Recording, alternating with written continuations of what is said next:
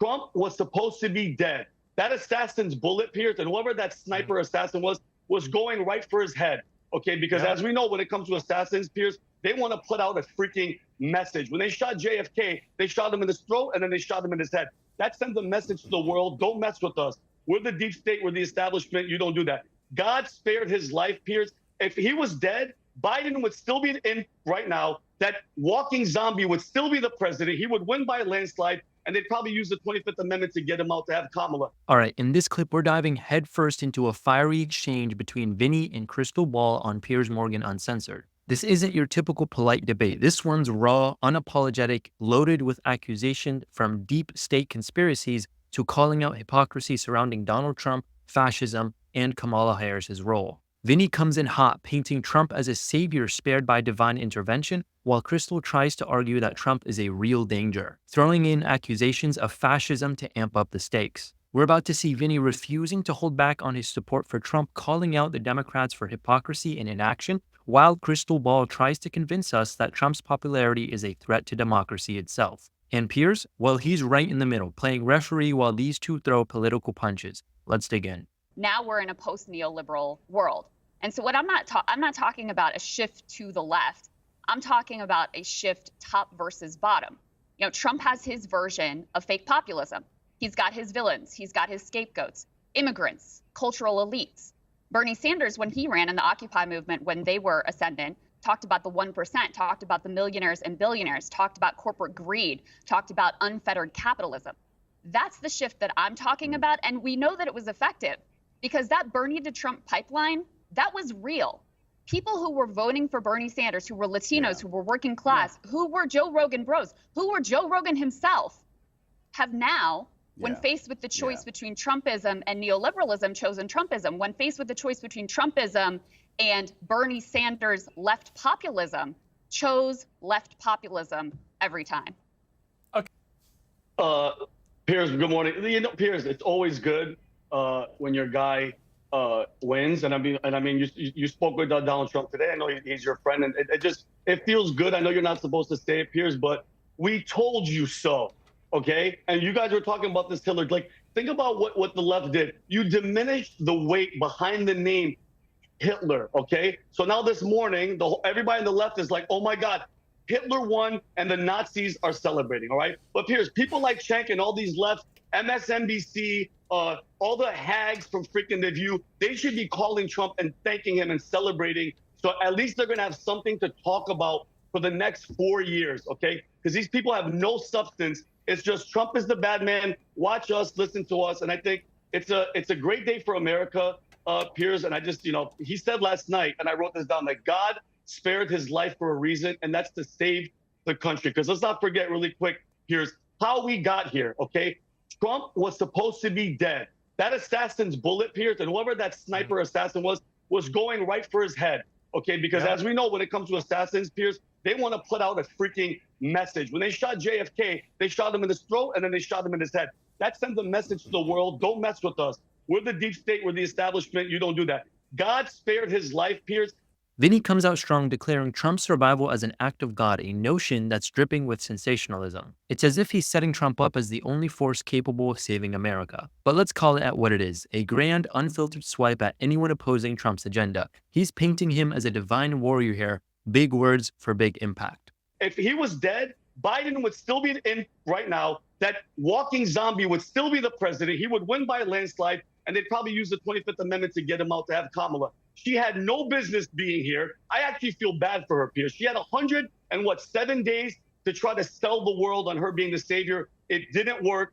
God bless America, Piers, and thank God for Donald Trump. And I'm ecstatic, Piers. I'm besides myself. It's amazing. I mean, Krystal, talking to Kamala Harris, I do think it's pretty extraordinary she hasn't conceded yet. I mean, to be fair to Hillary Clinton, she did concede, you know, in the early hours in 2016. Kamala Harris has had one of the biggest drubbings in modern political history anywhere and still hasn't conceded. We're told she may make an address conceding at 6 o'clock tonight, Eastern time, which seems to me way too late. Why is she not? I mean, given all the fury from Democrats about Trump never conceding the election last time, surely the right thing to do would be for her to concede immediately, wouldn't it?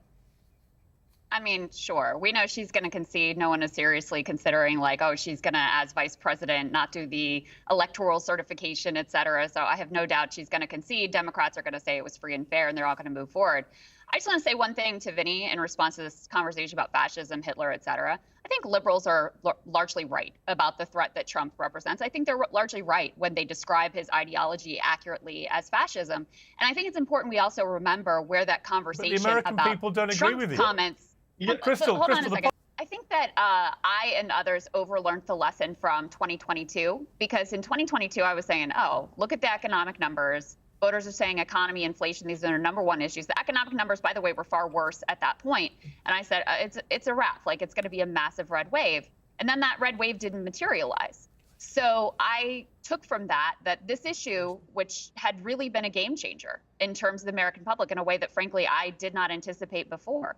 But I think part of what is different in 2024 is, number one, it's, much larger general election electorate. So that's a big change. And number two, as much as I think there are failures on the Democratic part, I also think we can't deny that Trump is this uniquely charismatic performer, and people love the show. So he outperformed every Republican on the ticket, which is also a rebuke to, a lot of Republicans who thought that they had to get rid of him because of all of his baggage. I actually think he's the most, likely to win of the Republican set. I think Ron DeSantis would have been in much more difficult terrain. So every single Republican Senate candidate underperforms him, save for, I believe, one. So I think that's part of why. But, look, the country overwhelmingly says that we're on the wrong track. Krystal steps in with her own take, pushing back on Vinny's bravado with some facts about how the economy and Biden's low approval ratings are hurting Democrats. But here's the kicker. She still won't give Trump any credit. Instead, she's calling out Trump's showmanship, dismissing it as a distraction. It's a bit ironic. She's criticizing his charisma, but ignoring the reality that it's what's winning him supporters. This is classic double standards here, and she's clinging to the old orange man bad routine. Very dissatisfied with the economy. Joe Biden's approval rating is very low. Those are very favorable conditions for a challenger to come in and win. And so when voters say at the end of the day, economy and inflation, those are my number one issues, I believe them when they say that. Okay, Vinny, what do you want to see Trump do in his second term? I totally agree with what Dan said, that he'll be much more conscious of his legacy because he hasn't got to win another election. So he's got a second chance that maybe even Trump, if he's honest, thought at the start of 2022 he might not have got. I thought he was dead and buried politically. I think most people did. So the fact he's won again so emphatically is extraordinary, but it gives him an extraordinary opportunity to correct the legacy that he left with last time.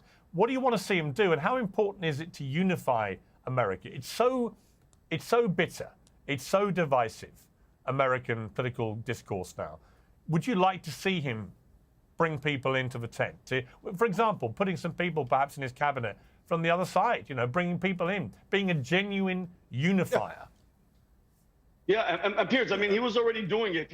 If you watch the campaign trail, he not only had Jewish Americans backing him, in Detroit, he had Muslims going on stage and saying that he has the Muslim vote again. And I do think, Piers, and just going back, Piers, the Democrats had 4 years, Piers, 4 years to prove everybody wrong and say, look at how bad Trump was. Look at what we've done. They did absolutely nothing. They got exposed and they did shit. Sorry for my language, Piers, but this is what I want him to do besides being a unifier, because I wrote some of these things down.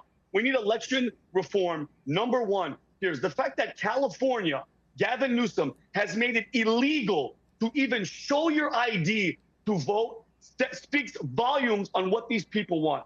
Flying illegals to all these swing states is unbelievable. And all these battleground states, that's cheating. He has to do that, number one. Two, I want him to get all the Epstein's list, and this is not unifying, but this needs retribution. We need exposure to all these people. Epstein's list and holding all these people accountable for what they did. January 6th, we need a full investigation. I know, excuse me.